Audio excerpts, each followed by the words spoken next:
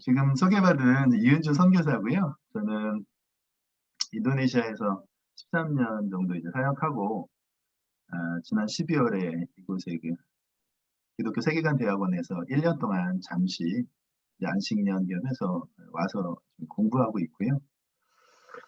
벌써 6개월이 지났어요. 1년에. 그래서 6개월밖에 안 남았습니다. 6개월 후면 다시 이제 인도네시아로 돌아가야 될 것 같습니다. 오늘 귀한 또 아이미션 또 강의에 또 부족하지만 불러주셔서 너무 감사드리고요. 음, 어떻게 오늘 제 뒤에 백그라운드 이 화면이 좀 마음에 드세요? 오늘 강의가 이제 문화 선교라서, 오케이 하면 오케이 사인해 주시기 바랍니다. 오케이. 문화 선교 강의라서 좀 고풍스러운 이제 한국 병풍 같은 스타일로 좀 기록해놨습니다. 사실은 뒤에 이제 지저분해가지고 가리려고 한 건데, 저희 집에 이제 있는 유일한 좀 이렇게 고풍스럽고 한국적인 소품이어서 이제 하나 이렇게 했습니다. 예, 강의를 시작하겠습니다. 오늘 문화 선교에 대한 강의인데요. 지금까지 여러분들 강의 5주차에 걸쳐서 잘 들으셨죠? 예, 오늘 이제 강의의 이제 목차입니다. 특별한 건 없는데, 좀 문화 선교에 대해서 들어가면서 조금 이제 질문 하나 가져보고, 그리고 문화를 좀 이야기하기 전에 선교가 무엇인지, 그리고 또 문화란 무엇인지, 그리고 또 선교라고 하는 것이 결국은 타문화에서 복음을 전하는 것인데, 이러한 것들을 좀 어떻게 해야 되는지, 그리고 이제 맺는 말로 오늘 강의를 진행하도록 하겠습니다. 음, 여러분들, 오늘 혹시 강의 이제 제목들을 보면서 좀, 이렇게 좀 이상하다 이런 생각 없으셨나요? 지난 5번의 이제 강의를 보면 하나님 나라와 또 그의 선교, 하나님의 영광, 또 구약 또 신약에 나타난 선교 강의 들으셨을 테고, 또 세계 선교 역사와 한국 선교 역사를 통해서 하나님께서 또 어떻게 역사하셨는지 배웠는데, 왜 갑자기 불쑥 저는 이제 이게 문화라는 강의가 들어왔을까 생각을 좀 했어요. 혹시 저만 이렇게 생각하는 건가요? 다른 분들이 그렇게 생각하지 않으시는데, 어, 제 강의지만 이게 좀 전에 이 강의를 하면서도 그랬고 좀 의문이 좀 들었어요. 오늘 그 강의의 제목에 소제목으로 나와 있는 것처럼 문화를 이해해야 그다음 뭐죠? 선교가 보인다. 제가 인도네시아의 선교사로 13년 정도 사역을 했고요. 그리고 선교사로 나가기 전에 한국에서도 한국에 들어와 있는 인도네시아인 이주 노동자들 예배를 수원과 평택에 두 군데서 개척을 해서 한 10년 동안 사역을 했어요. 그러니까 인도네시아 사역을 한 23년 정도 이렇게 하면서 보니까 정말 선교 사역이라고 하는 것이 문화를 정말 잘 이해해야 되는구나 라는 생각이 이번 강의뿐만 아니라 제가 이제 사역을 하면서도 그런 생각이 너무 많이 들더라고요. 그래서 정말 문화를 잘 이해하면 여러분들 선교가 보입니다. 자, 아주 고전적인 이야기인데, 해외에서 복음을 전하면 선교이고 국내에서 복음을 전하면 전도인가요? 여러분들 혹시 와이미션 교재들을 다 이렇게 보셨죠? 바쁘셔서 못 보신 분도 있을 텐데 거기에 이제 그런 질문이 나오거든요. 해외에서 복음을 전하면 선교이고 국내에서 복음을 전하면 전도인가? 제가 방금 전에 말씀드렸듯이 저는 이제 인도네시아에 선교사로 나가기 전에 국내에 들어와 있는 인도네시아인 이주 노동자들을 위한 예배를 개척해서 한 10여 년을 섬겼어요. 이거는 선교일까요? 아니면 국내에서 한 거니까 선교가 아닌가요, 그거는? 참 안타깝습니다. 줌으로 하니까 마이크 다 꺼야 되고 반응도 어떻게 받아야 될지 모르겠고 현장에서 같이 오고 가면서 대화를 해야 되는데 제가 처음에 사역할 때 국내에서 외국인 이주 노동자 사역하는 거를 선교라고 하지 않았어요. 아, 그때 당시에 90년대 후반 2000년대까지 넘어갈 때도요. 그냥 아, 선교 사역이라고 하지 않았고 저희처럼 사역하는 그때 사역자들도 선교사란 말을 붙이지 않았어요. 한국에서는 그때까지만 해도 그것을 선교사역이라고 정의하진 않았었죠. 네, 그런데 이제 그 이후에 여러 가지 이제 사태들이 지나고, 특별히 이제 아프가니스탄 사태 이후에 그 많은 해외 아우리치들이 이제 어렵게 되고, 국내에 있는 이주 노동자들에게 그 많은 선교 사역들이 집중하는 현상들이 벌어졌어요. 실질적으로 이제 1990년대 88 올림픽 이후에 90년대 초반부터 이제 한국에 들어와 있던 산업 연수생들을 이제 사역하는 많은 분들이 일어나기 시작을 했는데 90년대에는 여전히 뭐 선교 사역이라고 이제 인정받지 못했죠. 그런데 2000년대 넘어오고 하면서 비록 국내에 있지만 국내에 있는 외국인들, 타 문화권에 있는 사람들에게 복음을 전하는 것이 선교 사역이라고 한국에서는 인정하는 분위기가 생기게 됐죠.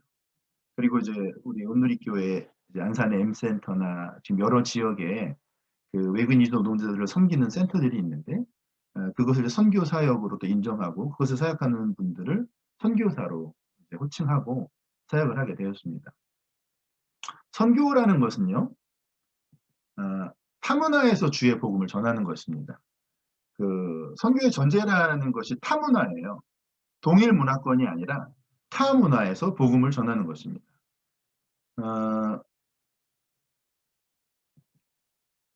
그리고 주의 복음이 전달되어야 할 문화를 또 잘 이해해야만 효과적인 선교를 할 수 있죠. 선교 사역은 타문화에서 주의 복음을 전하는 것이고요. 그리고 주의 복음이 전달되어야 할 그 문화를 잘 이해해야만 효과적인 선교 사역을 할 수 있습니다. 여러분들 그 주의 주의 복음에는 성경이 기록될 때에 당시의 문화가 있죠. 맞나요? 맞으면 한번 오케이 해주세요. 그러면 우리가 받은 복음은 대한민국에 복음이 들어왔을 때 대다수의 서구 선교사들을 통해서 전해받은 복음입니다. 그러면 우리가 전해받은 복음은 성경이 기록된 당시의 문화만 가지고 들어왔을까요? 아니면 뭐죠? 문화 하나가 더 첨가가 됐죠. 그 복음을 가지고 들어왔던 서구 선교사들의 문화가 하나가 더 추가가 된 거예요. 자, 그러면 우리가 받은 복음은, 한국에 들어온 복음은 성경이 기록될 때의 문화와 그 복음을 가지고 들어왔던 서구 선교사의 문화로만 정착되었을까요? 그렇다면 제가 이런 질문을 하지 않겠죠.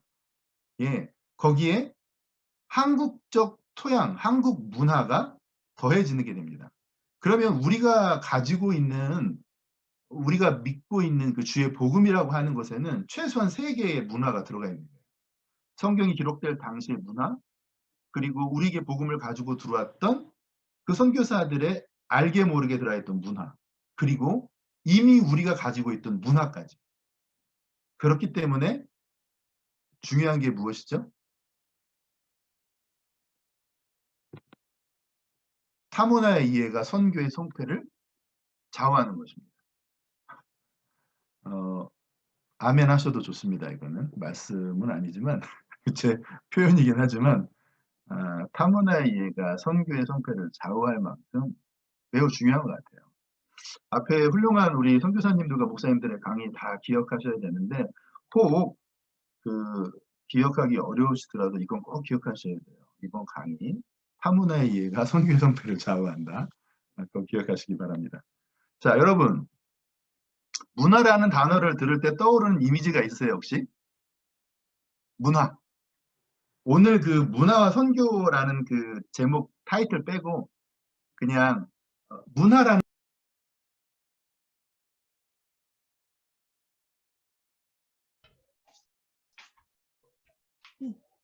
목사님 마이크 꺼졌습니다. 목소리 밑에 예, 문화라는 단어를 들으면 왠지 국립현대미술관이 생각이 나요. 저는 개인적으로 그렇습니다. 그리고 국립현대미술관 안에서 이렇게 좀 미술 작품을 감상하는 그런 것도 좀 그런 뭐 이미지가 떠오르죠. 그 왠지 클래식 음악회에 가서 이제 듣는 이런 이미지. 그럼 문화생활이란 뭡니까 혹시? 문화가 저런 이미지라면 문화생활. 여러분들 계시는 다 문화인이시잖아요. 그렇죠? 문화생활 하고 계세요?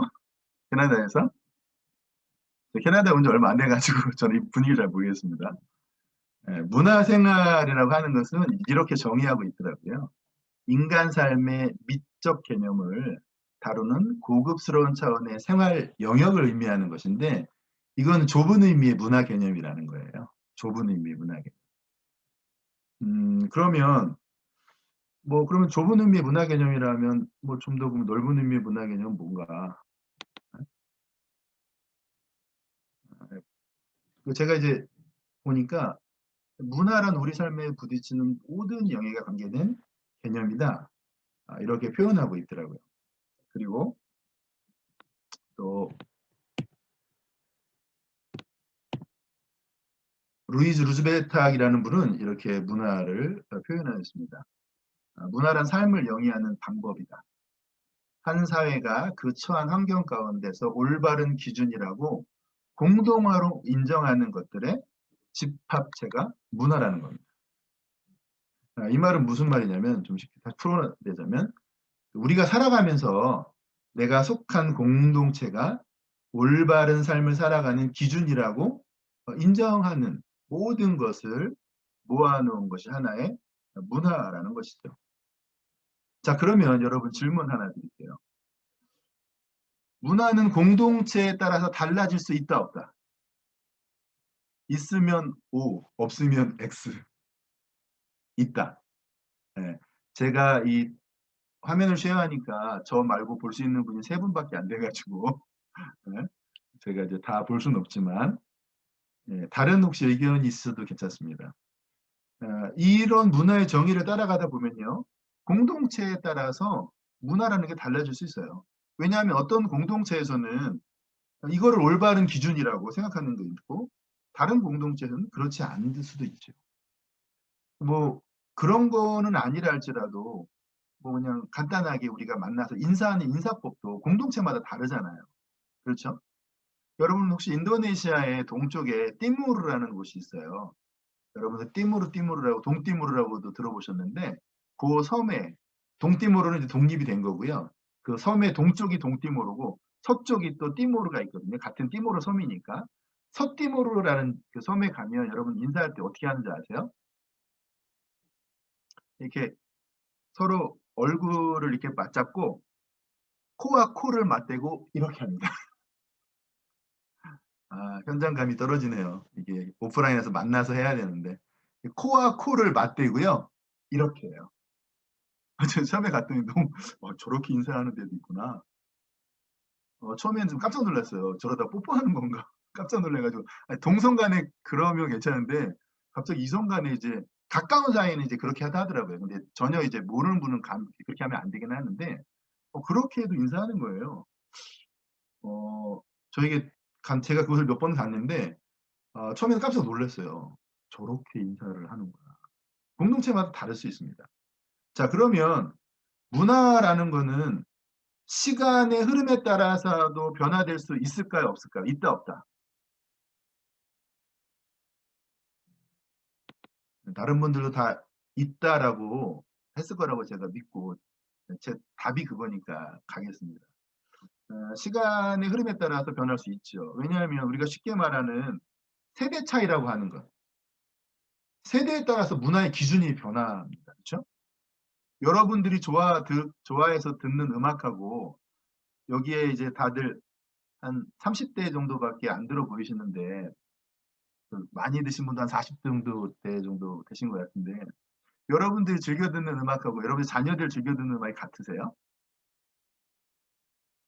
저는 요즘에 가수들이 이렇게 노래하는 가사가 귀에 하나도 안 들어와요. 제가 그렇게 뭐 많은 나이를 먹은 건 아닌데 언제부턴가 노래 가사가 더 이상 들리지 않더라고요. 그때 깨달았습니다. 나는 이제 지나가는 세대구나. 우리가 즐겨 듣는 음악이 달라요. 어, 아주 그냥 단편적인 예로 그렇습니다. 그리고 또 문화를 우리 폴 히버트 박사님이 어떻게 정했냐면요. 미국의 트리니티 복음주의 신학교의 교수님이신데 이분이 말씀이 이렇습니다. 문화란 한 사회가 가지는 특유의 학습된 행동 양식과 개념과 산물들의 통합된 체계이다. 뭐 잘 모르겠는데 훌륭한 말씀 같아요. 여기 보면 첫 번째 문화란 무엇입니까? 타고나는 것이 아니라 학습된다는 거예요. 그리고 문화는 행동 양식과 개념과 산물의 통합된 체계라는 것이죠. 뭐 이걸 좀 이렇게 도표로 만들어 본 걸 제가 봤는데 이런 거죠. 겉으로 드러나는 행동 양식이에요. 한국인은 식사를 할 때 맨손 대신 숟가락을 사용하죠. 맞죠? 그런데 여러분 인도네시아 가면 손 사용해요. 인도네시아. 물론 지금은 이제 많은 곳에서 숟가락 사용하지만 여전히 많은 곳에서 뭐 도시와 어떤 시골과 상관없이 식사할 때 숟가락 사용하지 않고 손 사용합니다. 한국인이 그렇게 숟가락을 사용하는 이유에는 어떤 개념들이 있냐면 손으로 먹는 것은 불결하다라는 생각, 개념이 있는 거죠. 그래서 그러한 개념들로 만들어진 것이 무엇이냐면 숟가락이죠. 이게 내 동일한 문화권 안에 있으면 이게 다른 건지 뭐 또 그냥 한 당일 문화권 안에 있으면 이게 다 똑같죠. 이렇다고 생각을 해요. 그런데 다른 문화 안에 들어가면 타 문화에 가면 자신의 문화의 독특함을 이제 인식하게 되는 거죠. 다르네? 이렇게 되는 겁니다. 여러분 혹시 각 가정에도 고유한 문화가 있다는 거 아세요?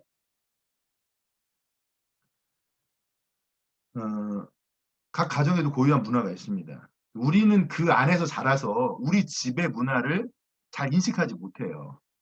그런데 그 우리 가정의 문화가 금이 가고 깨지는 순간이 있습니다. 언제죠?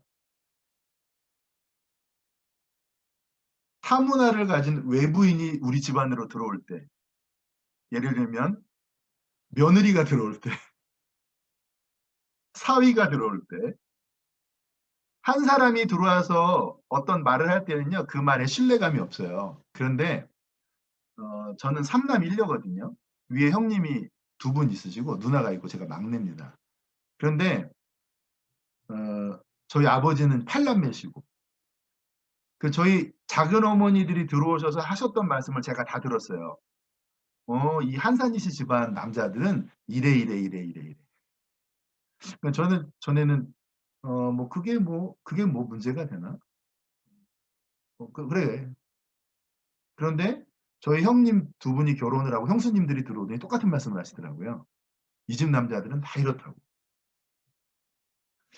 어떤 부분은 동의도 되고 어떤 부분은 동의가 안 되고 특히 조금 이제 받아들이기 어려운 부분들에 대해서 인정하기 싫은 그런 것도 있었었죠. 그런데 제가 결혼을 해서 제 아내가 저희 집에 들어와서 똑같은 말을 하더라고요.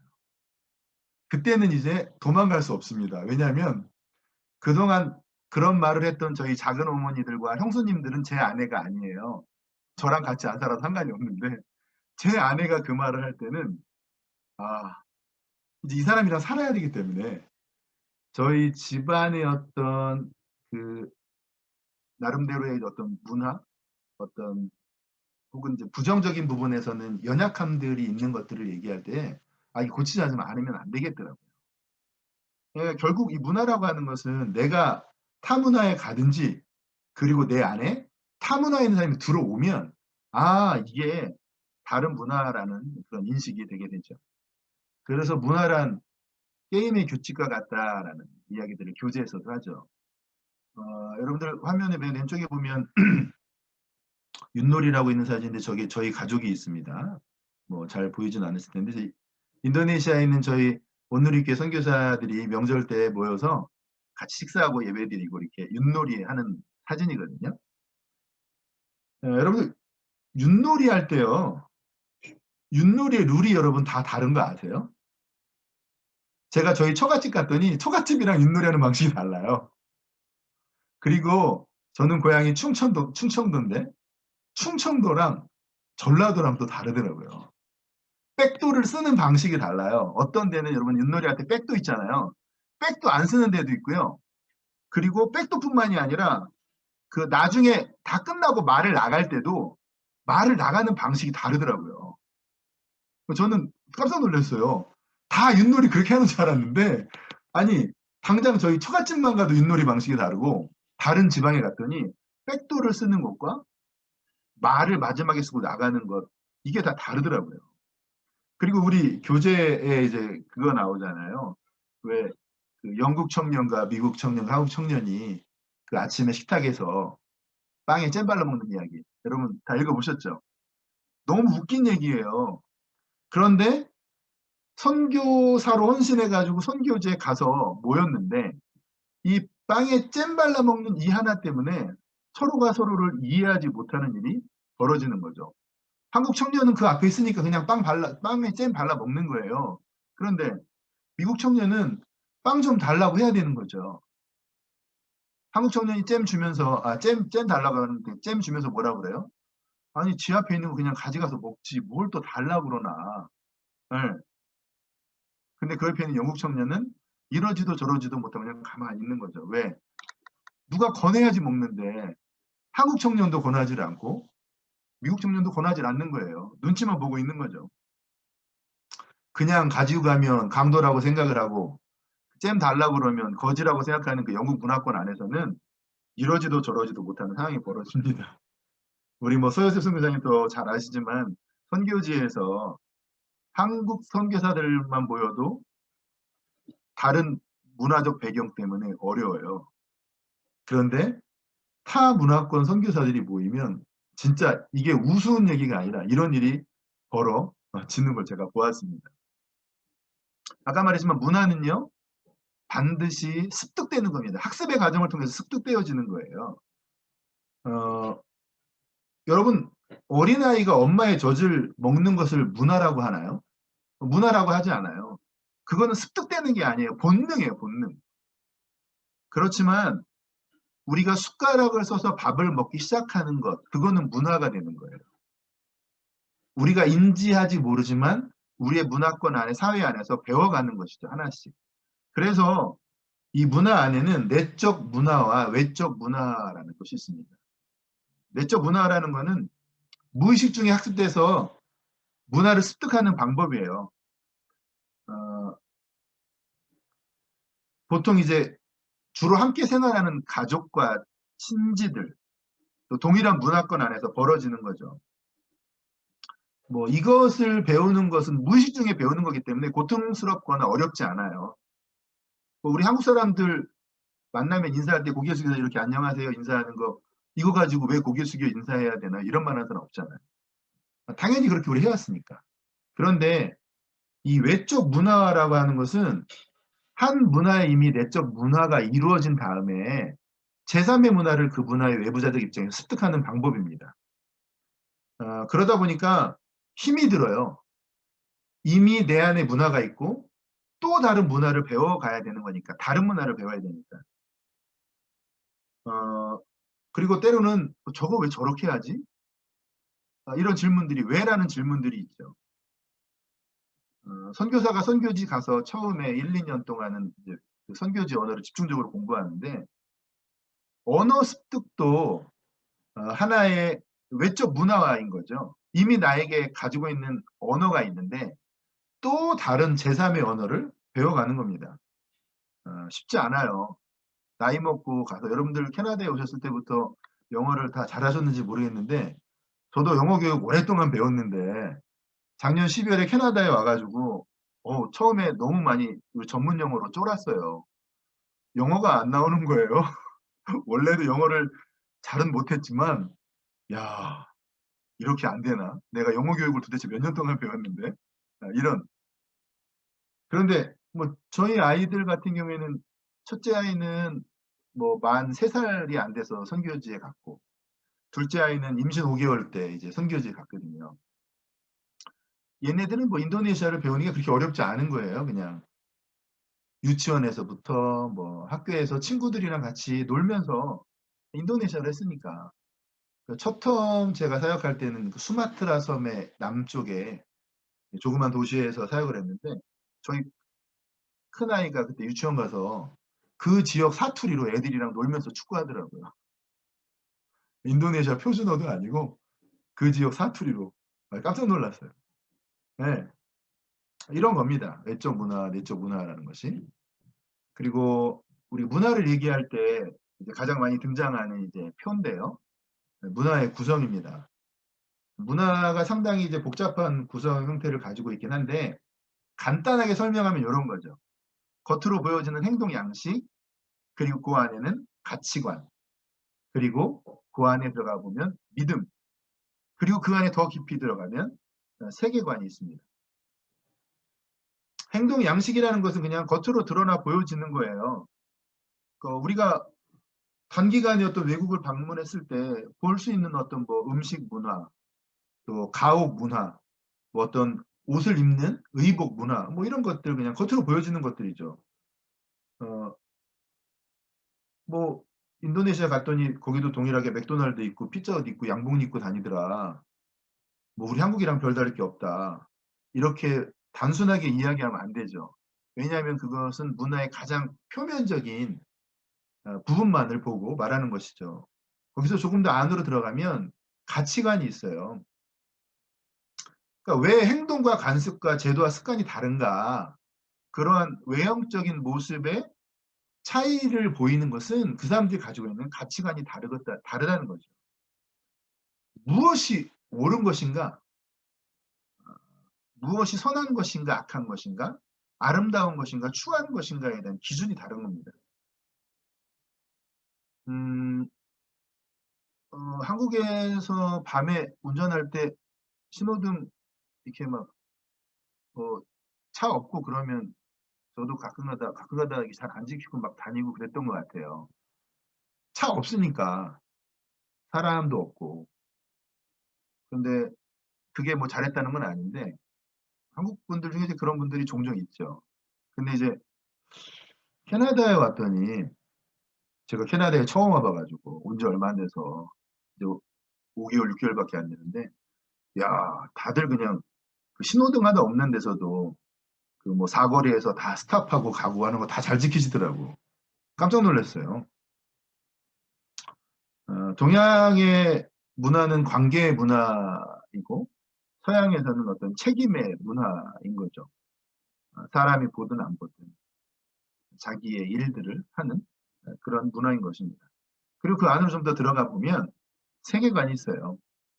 그 세계관에서는 내가 가지고 있는 어떤 신조, 무엇이 진리인가, 종교와 관련된 것일 가능성이 가장 많습니다. 그러니까 이러한 그 믿음이 다르면 겉으로 드러나는 행동 양식뿐만 아니라 그 안에 가치관들이 다 동일하게 달라지는 거죠. 그리고 그 안에 좀 더 들어가 보면 가장 내부층에는 세계관이 구성되어 있습니다. 이 세계관은 그렇다면 과연 이 세계의 실제는 무엇인가라는 질문이죠. 이 세계관에 따라서 신조도 결정되고 내가 가진 믿음도 결정되고요. 가치관과 행동 양식도 그렇게 다 연결되어 가는 것입니다. 그러니까 세계관의 차이는 결국 사람들에게 각기 다른 신조, 믿음의 차이를 형성하게 되고요. 그리고 이 신조는, 이 믿음은 다시 각기 다른 가치관을 만들게 됩니다. 그리고 이렇게 각기 다른 가치관은 다른 행동과 관습을 만들게 되죠. 그래서 우리 교재에 보면 중동 A국의 의사 선생님이, 의사가 손님이 오게 돼서 그 수술을 미루는 일이 예로 나오죠. 아니, 어떻게 의사 선생님이 수술해야 될 환자를 놔두고 손님이 온다고 수술 날짜를 미루는가? 왜냐하면 그 중동에서는 우리 선교사님 더 잘 아시겠지만 손님 접대가 아주 중요한 가치입니다. 어떤 것보다도 우선되어야 되는 가치죠. 왜 그러냐면 그들의 그 가치관 안에는 그 근저에 깔려있는 믿음에는 하나님께서 손님을 가장해서 자기 집에 천사를 보낼 수도 있다고 믿는 거예요. 그러다 보니까 손님을 접대하는 것이 하나님을 접대하고 하나님이 보낸 사자들을 접대한다고 그런 믿음을 갖고 있는 거죠. 그들이 가지고 있는 세계관은 유대인들이 구약 시대에 가지고 있었던 것과 매우 비슷한 세계관을 가지고 있는 겁니다. 그러다 보니까 수술보다도 더 중요한 게 손님을 맞이하는 것이라는 거예요. 선교사에게 있어서 문화를 이해한다는 것은 이렇게 겉으로 보여주는 행동 양식만 보고 배우는 것이 아니라 그 내면에 들어가 있는 가치관, 그리고 믿음, 그리고 세계관까지 볼 수 있어야 되는 것이죠. 대표적인 문화 유형들이 있습니다. 시간을 중시하는 문화가 있고요. 사건을 중시하는 문화가 있죠. 이게 큰 문화 유형일 뿐만 아니라 개인적인 그 성향의 차이도 이렇죠. 시간을 중시하는 사람은 사전에 계획하고 시간 엄수를 중요하게 여겨요. 그리고 그 계획된 대로 진행돼야 하고. 저희 아내가 이제 그런 스타일이죠. 저는 사건 중시하는 문화권의 사람입니다. 뭐 시간 엄수나 이런 것보다 이제 사건 자체의 의미를 부여하다 보니까 어, 저희 아내랑 저랑 연애할 때 엄청 싸웠죠. 왜 싸웠는지도 몰랐는데 나중에 보니까 이게 문화가 다르더라고요. 저희 아내는 뭐든지 계획이 되어 있어야 되고 예산이 짜여져 있어야 되고 계획대로 되고 예산대로 집행이 돼야 되는 스타일인데 저희는 뭐 이제 그런 게 아닌 거죠. 저희 가정만 그런 건가요? 그리고 또 일 중심의 문화, 사람 중심의 문화가 있습니다. 뭐 일중심 문화 그러면 좀 부정적일 수 있으니까 과업 중심의 문화, 과업을 성취하기 좋아하시는 분들, 또 관계 지향적인, 저희 아내는 과업 중심적인데 저는 관계 중심적이다 보니까 저희 아내가 어떤 일을 진행하려고 하면 속이 터지죠. 네. 저는 일을 진행 안 돼도 되는데 사람은 놓치면 안 된다고 늘 생각하기 때문에 일이 진행이 잘 안 되죠. 뭐 먼저 올라갔지만 우리 성경에서 그 바울과 바나바가 2차 선교 여행 때 그 마가 요한 데려가는 문제로 싸우잖아요. 그 갈라지게 되는데 뭐 여기서 그렇게 할 수 있죠. 뭐.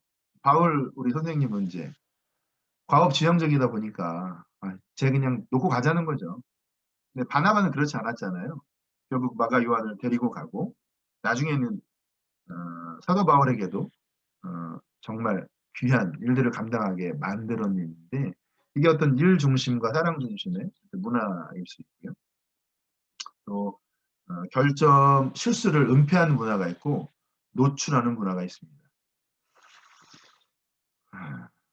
그리고 또 제가 볼 때는 플로우 컬처랑 라인 컬처 있는데 혹시 이거 아세요? 제가 전에 어떤 분의 그 강의를 듣다 보니까 이제 이런 말씀을 하시더라고요. 그래서 이제 플로우 컬처의 대표적인 예가 어디냐면 이런 여기입니다. 물 흐르는 대로 가는 거예요. 여러분 이게 어딘 줄 아세요? 제가 생각하고 있는 인도네시아 자카르타의 이제 한 도로입니다. 자, 문제. 이 도로는 몇 차선일까요? 손가락으로 표현해 주세요. 맞히는 분에게 손가락으로 1, 2, 3, 4, 5, 6. 자, 네, 서인수 선교사님 5차선. 우리 최화정 자매님, 뭐야 이게 1차선이란 얘기예요? 아, 1차선. 어, 다른 분들 한번 화면 넘겨볼까요? 최상경 자매님 몇 차선? 너무 어려운가요? 캐나다에서 4차선. 4차선 하는데 상당히 이렇게 확신을 못 갖고 가시는 것 같아요. 장기영, 강영인 자매님.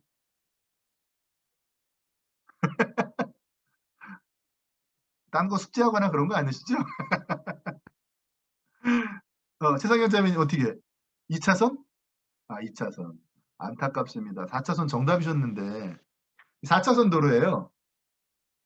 자, 근데 앞에 보면 이 몇 차선일까요? 차가 몇 대가 이렇게 있죠? 인도네시아는 4차선이지만 6차선, 7차선까지 가능합니다. 그 인도네시아에서는 그런 말이 있어요. 그래서 차선 보고 가면 사고 난다고. 차선 보고 가면 안 되고 인도네시아는 앞차 보고 가야 돼요. 이게 플로우 문화예요. 그냥 물 흐르듯이 가는 문화예요. 캐나다나 북미 쪽은 이런 문화 아니죠. 라인입니다. 라인 따라가는 문화예요. 여러분 이거 보면서 야 인도네시아는 도대체 여러분 여기 차선 없는 것 같죠? 여기 차선이요 가려져 있어요. 4차선 도로예요.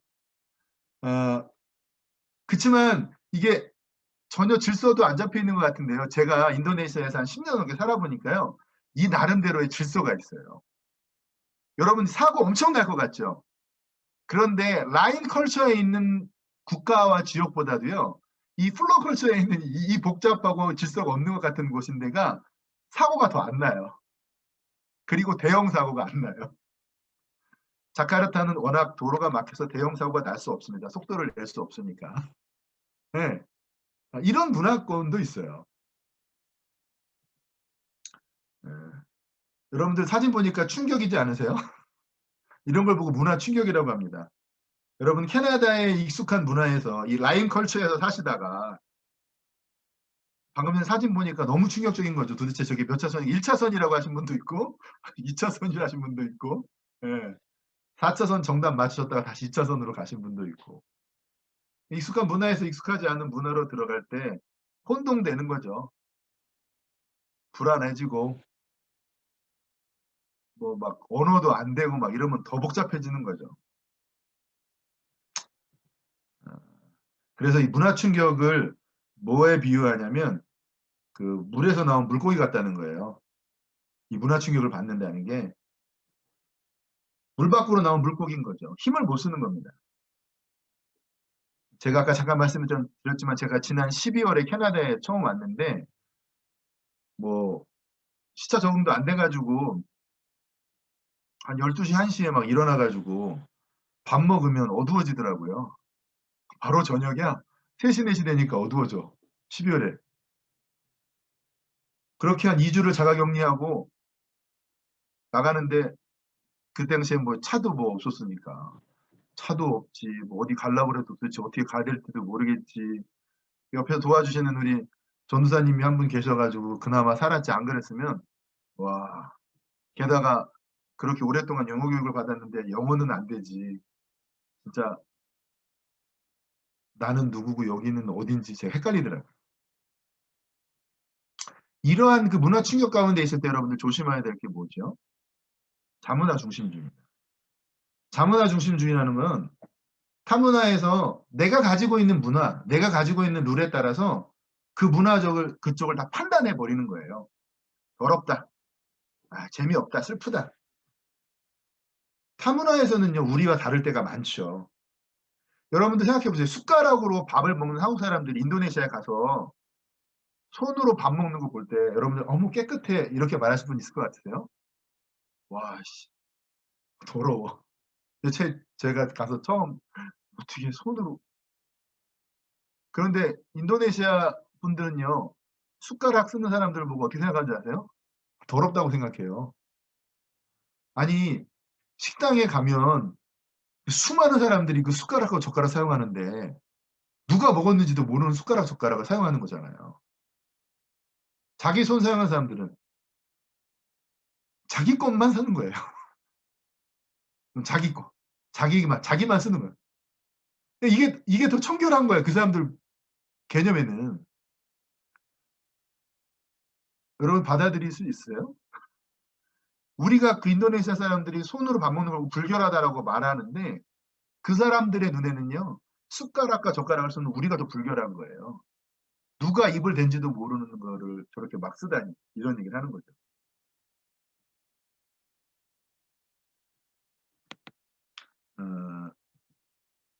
이런 자문화 중심주의를 좀 탈피할 수 있는 게 초문화적 기준을 우리가 갖고 있어야죠. 초문화적 기준이라는 것은 그 선교사가 가지고 있는 어떤 자신의 관점과 그 타문화를 판단하는 어떤 기준 이런 거 말고 그 모든 문화 안에서 성경적인 관점을 가지고 평가되어야 된다는 겁니다. 물론 아까 말했던 것처럼 성경도 기록될 당시에 문화의 옷을 입고 있습니다. 그렇죠? 그 당시 문화의 옷을 빌려서 성경이 말씀이 기록되었으니까.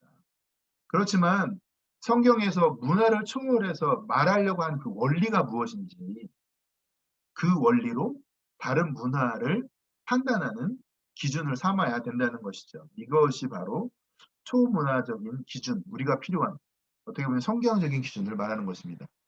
복음을 전하는 것은 그런 타문화에서 복음을 전할 때요. 어, 이렇게 말할 수 있죠. 복음을 전하는 것은 결국은 커뮤니케이션 행위다. 동의하십니까? 동의하시는데 말을 할 수가 없으니 오케이.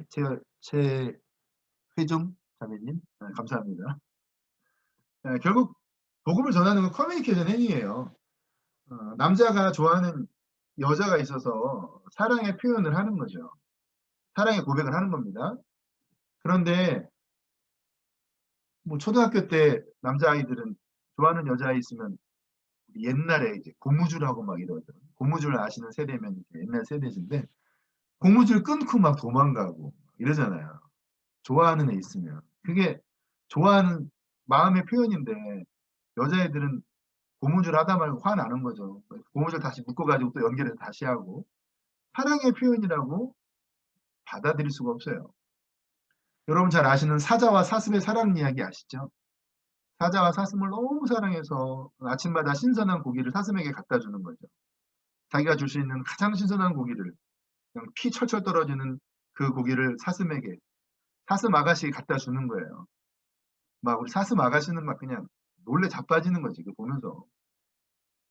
사슴 아가씨는 그냥 우리 사자 오빠 너무 좋으니까 그냥 아침마다 그냥 푸르는 그냥 풀들 다 그냥 모아가지고 곤란한 거죠. 여러분 복음을 전하는 건 이런 거예요. 내 문화, 복음을 전하는 자와 복음을 받는 자의 문화가 다르거든요. 그 문화 안에 메시지를 전달하는 거예요. 그래서 커뮤니케이션 잘해야 됩니다. 타문화권에서 효과적인 복음 전파를 위해서 필요한 세 가지 문화 이해가 있는데요. 아까 말했던 성경의 문화, 성경이 기록된 당시에 그 문화적인 배경들을 잘 알아야지만 그 성경의 진의, 진짜 의미가 무엇인지를 우리가 알 수 있는 것이죠. 그리고 선교사로 나가는 복음을 전하는 나의 문화도 알아야 됩니다. 왜냐하면 아까 말했던 것처럼 우리가 가지고 있는 복음이라고 하는 것이 성경이 기록될 때 문화와 선교사가 가지고 왔던 문화와 또 내가 가지고 있던 문화까지 다 혼합이 돼버렸잖아요. 이거를 다 이제 가려낼 수 있어야 되는 거죠. 근데 우리는 아까 말했던 것처럼 우리에게 익숙한 문화는요. 이게 성경적인 건지 익숙한 문화인지 구분하기 어려워요. 그러다 보니까 문화적인 것인데 이것을 성경에 진리인 것처럼 가져가시는 분들이 있고 어떨 때는 이건 정말 성경의 진리인데 이거를 문화라고 생각을 하고 바꾸어 버리는 경우가 있죠. 이렇기 때문에 선교사가 타문화에서 정말 효과적으로 복음을 전파하려면 성경이 기록될 당시의 문화, 또 선교사 자신의 문화, 그리고 하나는 뭘까요? 선교지의 문화. 이 복음을 받아들이는 듣는 자들의 문화. 그래서 그 문화를 배우고 익히고 이해해야 되는 것이죠. 그럴 때에 이 타문화권에서 아주 적절하게 복음이 선포되는 겁니다. 근데 이렇게 그 복음을 전할 때 멋있는 사람이 등장하고 있네요. 네. 인도네시아 전통 의상인데 잘 어울리나요? 저게 그 정장이에요. 인도네시아 바틱이라고. 아까 말씀드렸던 그 인도네시아 동쪽 티모르라는 섬에 그 한 군청에서 공무원들 한 1000여 명 이렇게 그 공무원들을 모아주셔가지고 같이 말씀을 나누는 이제 그런 시간들이었는데 그냥 한번 넣어봤습니다. 오른쪽 공간이 비어있는 듯 해가지고 제 자랑도 한번 할 겸 해가지고요. 네. 이렇게 이제 복음을 전할 때 이제 좀 등장하는 몇 가지 문제들이 있는데, 뭐 번역할 때 이제 중요한 것들이죠. 구속적 유사.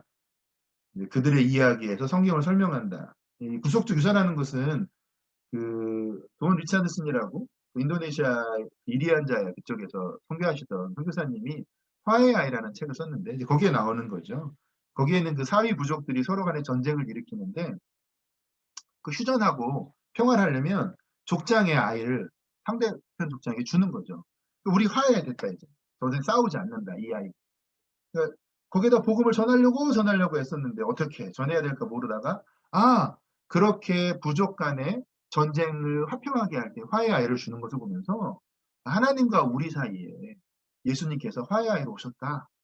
이런 것을 구속적 유사라고 합니다. 그리고 두 번째는 이제 역동적 등가라고 해서 현지인들에게 익숙한 개념을 가져오는 거죠. 원래는 그 생명의 떡이다. 이게 한국적 문화 안에 이게 번역된 거죠. 원래는 빵 문화잖아요. 성경이 기록되는 당시에. 거기 떡이 어디 있었겠어요. 그런데 성경이 번역되면서 한국에서는 생명의 빵 대신 예수님 안 그러잖아요. 생명의 떡이신. 한국에 갔더니 한국은 떡을 먹는 거예요. 빵이 아니라. 그런 거죠. 그리고 세 번째는 상징 빼앗기라고 해서 현지인의 종교성을 이용하는 겁니다. 이 상징 빼앗기는 타문화권 안에서 이미 사용하고 있는 종교적인 용어들을 굳이 폐기할 게 아니라 거기에 기독교적인 의미를 잘 부여해서 쓰는 거죠. 뭐 한국 같은 경우에는 기도하는 것도 원래 불교적 용어에서도 쓰였던 것들인데 우리 그냥 가져와서 그냥 기도한다고 했잖아요. 그런 것들입니다. 그리고 이렇게 복음을 전할 때 가장 이슈되는 게 이제 상황화의 문제인데 이 상황화 이슈는 선교계에서 얘기할 게 많이 있지만 굳이 이런 걸 다 말할 거는 없고요. 쉽게 말하면 상황화는 복음을 전하는 사람이 복음을 듣는 사람 중심으로 소통하는 것. 여태까지 말했던 그 얘기예요. 그래서 선교사가 현지인들의 문화를 잘 배워서 그 문화에 어울리는 복음의 옷을 입는 것이다. 그 문화에 적합하게 복음을 전하는 것을 말하는 것입니다. 상황화는 나중에 좀 관심 있으신 분들은 좀 이렇게 좀 인터넷 서칭하시고 그러면 좀 이슈되고 이런 것들이 있는데 그것까지는 다 여기서 얘기할 건 아닌 것 같고요. 이 상황화를 할 때 이제 조심해야 될 게 뭐냐면 이게 그 문화에 어울리는 적합한 그 메시지들을 전하고 그 문화의 어떤 옷들을 입다 보니까 그 모양만 전달하는 경우가 있어요. 그 진의를 놓쳐버리고 모양만 전달되는 경우. 이런 경우를 뭐라고 그럽니까? 혼합주의라고 그러죠. 매우 위험한 것입니다. 그래서 한국에서 선교계에서는 이 상황화 사역, 제가 첫 텀 수마트라 남부에서 그 무슬림들을 대상으로 이 표현을 하면 무슬림 전도 사역이라고 하고 선교적인 용어로 하면 상황화 사역을 했는데 이 상황화 사역에 대한 이슈들이 많이 있어요. 그런데 이제 이것 상황화 사역을 받아들이지 못하는 분들의 마음도 제가 알거든요. 근데 그 가운데는 이 혼합주의의 위험 때문에 이것들을 염려하시고 우려하시는 부분들이 있죠. 그런데 이제 왜곡된 의미와 모양만 전달하는 게 아니고 결국 복음을 전하는 것은 변혁을 일으키는 거죠. 그 안에서 정말 하나님이 바라시는 그 변화를 일으키는 것, 그 안에서 이것들을 바라고 하는 것이 이제 상황화 사역입니다. 이제 좀 시간이 이렇게 많지 않아서 좀 맺으려고 하는데요. 여러분 이 사진이 많이 본 사진이죠?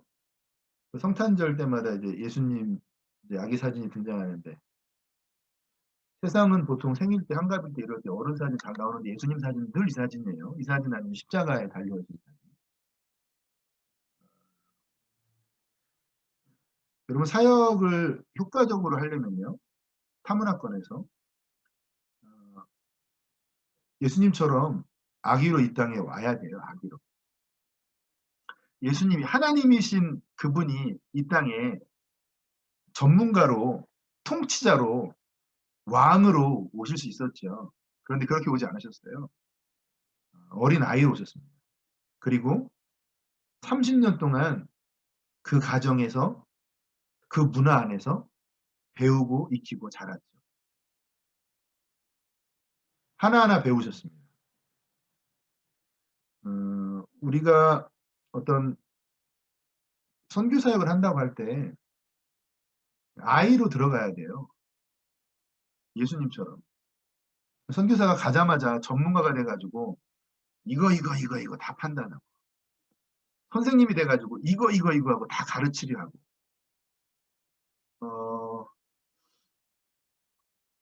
이게 선교사가 복음의 메시지를 전할 때 복음의 메시지가 대단히 중요한데요. 선교지에 있는 사람들은 복음의 메시지보다 더 중요하게 혹은 더 먼저 보는 게 있어요. 무엇인지 아세요? 선교사 그 자체, 그 사람. 그 사람이 정말 우리와 함께할 사람이고 신뢰할 만한 사람이라고 그러면 메시지에 혹 본인들이 받아들이기 어려운 것이 있다 할지라도 들어줍니다. 그런데 메시지의 내용은 완벽해요. 그런데 그 사람, 그 메시지를 전하는 그 선교사가 그 어떤 공동체의 문화권 안에서 신뢰받지 못하는 사람이다. 그러면 아무리 절대 진리를 가져왔다 할지라도요, 듣지 않아요. 이해되세요? 듣지 않아요. 이 세상에서 제일 불쌍한 사람이 진리를 말하는데 배척받는 사람이죠. 옳은 말 하는데 듣지를 않아. 이런 경우가 생기면 안 됩니다. 어린아이와 같이 배우는 자세로 들어가서 하나하나 배우는 거죠. 예수님만 그랬던 게 아니죠. 중국 내지 선교회라고 OMF의 전신인데요. 중국에서 사역을 했던 뭐 허드슨 테일러와 그 중국 내지 선교의 선교사님들입니다.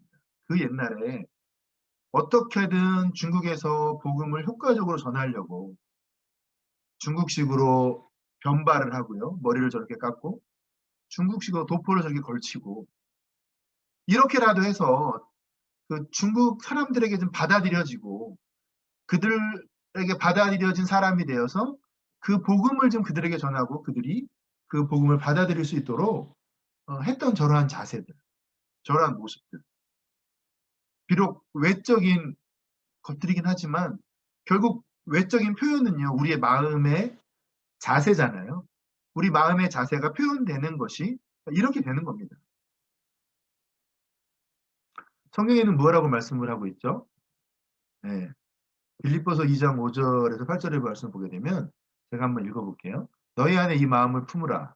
곧 그리스도 예수의 마음이니 그는 근본 하나님의 본체시나 하나님과 동등됨을 취할 것으로 여기지 아니하시고 오히려 자기를 비워 종의 형체를 가지사 사람들과 같이 되셨고 사람의 모양으로 나타나사 자기를 낮추시고 죽기까지 복종하셨으니 그 십자가에 죽으십니다. 여러분 타문화를 이해하는 가장 중요한 키워드는 겸손입니다.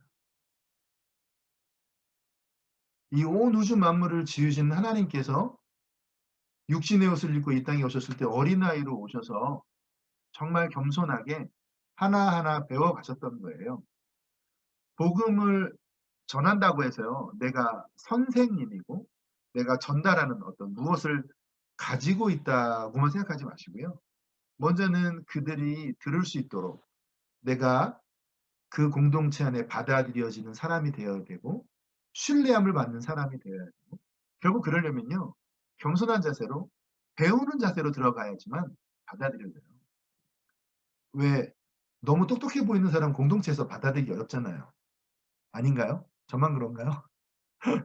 이게 좀 뭔가 부족해 보이고 왠지 내가 좀 도와줘야 될 것 같은 사람은 그냥 막 도와주고 싶잖아. 그런데 그냥 너무 똑똑해. 모르는 게 없고 이러면 쉽지 않죠. 같이 하기가. 예. 다 알아도 그냥 모르는 것처럼도 살 필요가 있는 거예요. 근데 원래 타문화권에 가면 모르죠. 말도 모르고 문화도 모르니까 뭐 모르는 척이 아니라 모르는 거예요. 겸손이라고 했지만 사실은 겸손이라는 단어는 뭐가 있는데 이렇게 좀 낮추는 듯한 거잖아요. 근데 우리는 사실 없는 거죠. 그냥 모르는 대로 그냥 백지 상태로 인정하고 가는 거예요. 네. 겸손하게. 그리고 우리에게 섬기라고 보내주신 무엇보다 사람보다 더 중요한 목표나 일은 없다는 것을 기억해야 됩니다. 우리가 복음을 전한다고 할 때 복음을 전하는 그 일에 집중한다고 해서 하나님께서 우리에게 보내준 사람들을 놓칠 때가 있더라고요. 제가 부끄러운 고백이지만 그 첫 텀을 그 수마트라 남부에 있는 조그만 도시에서 무슬림들 전도 사역을 제가 하면서 제가 하나님께 그랬어요. 그 5년 동안 생각하면 주님 여기 동네가 너무 작습니다. 주님 저 아시잖아요. 제가 어떤 사람인지 무슨 일 해야 되는지 아시잖아요. 사람이 여러분들 화면으로 보면 잘 모르시지만 제가 좀 크거든요. 사람이 큰일 해야 되는데 이렇게 시골에 이렇게 보내놓고 이 뭐 하는 거냐고 주님 제가 막 따졌어요. 주님 저는 큰일 해야 되는데 큰데 보내주십시오. 여기 말고.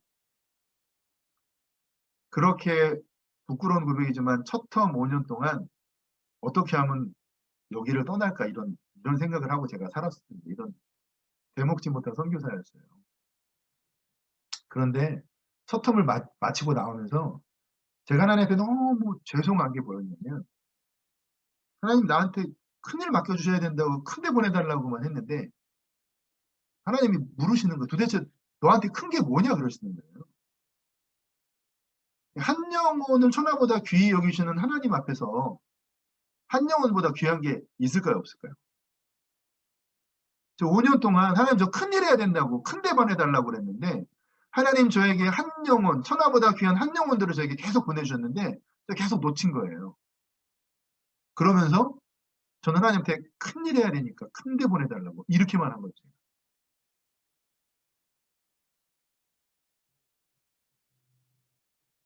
한 영혼보다 더 귀한 거고 더 중요한 건 없죠. 귀한 선교 사역들을 위해서 여러분들 Y 미션을 수강하시고 또 참 뭐 하루 일하시고 또 이렇게 저녁 때 강의를 듣는 게 피곤하시잖아요. 저도 요즘 방학해가지고 선교비가 떨어져가지고 지금 공장 가서 저도 일하거든요. 근데 와 공장에서 8시간 서서 일하고 오니까 뭐 아무것도 하기가 싫어요. 막 다리 아프지 허리 아프지 막 그러니까 저녁 때 이렇게 강의 막 피곤하신데 일하시고 피곤하신데 이렇게 막 강의 들으신다 성도님들 너무 존경스러워요 제가. 이렇게 하는 이유가 뭐예요? Y미션 잘 수료해가지고 중직 되시려고 그러시는 거예요?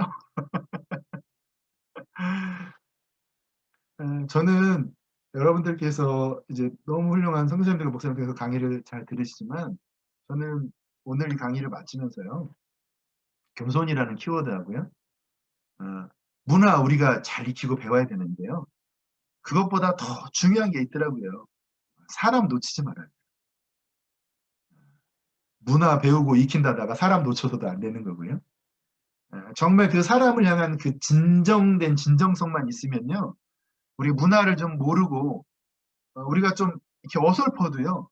사람의 진정성은 통하는 거예요. 내가 그 나라 말이 서툴러도요. 정말 그 사랑의 마음으로 말하는 건 듣더라고요.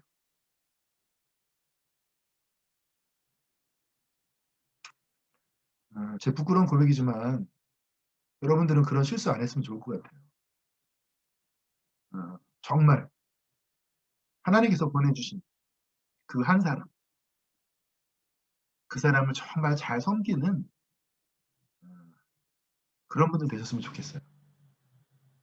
이상입니다.